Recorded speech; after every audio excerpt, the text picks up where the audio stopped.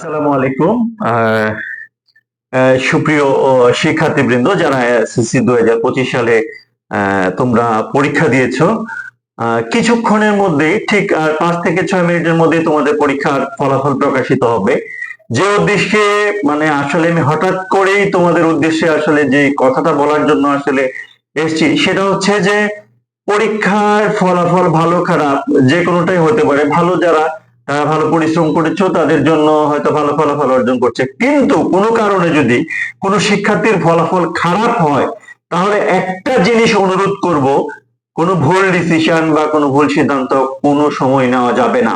আমার ফেসবুক বন্ধু এবং শুভাকাঙ্ক্ষী যারা আছেন, অভিভাবক যারা আছেন, আপনাদেরকে অনুরোধ করব আমি, আপনারা যারা রেজাল্ট খারাপ করবে তাদেরকে আপনারা আসলে মানে এমন কোনো কথা বলবেন না তাদেরকে বা তাদের অভিভাবকদেরকে যে কারণে একটা বাচ্চা কোনো খারাপ সিদ্ধান্ত নিতে বাধ্য হয়।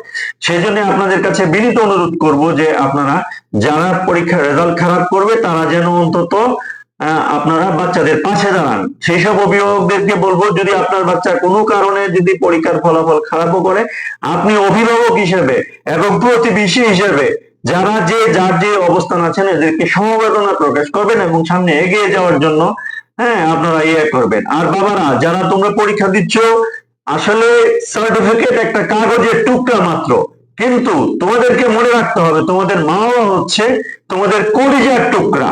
সেই জন্য কোনো ভুল সিদ্ধান্ত নেওয়া যাবে না। তোমরা ভালো থাকো, তোমাদের ভালো ফলাফল প্রত্যাশায় সবাইকে ধন্যবাদ জানাচ্ছি। আসসালামু আলাইকুম।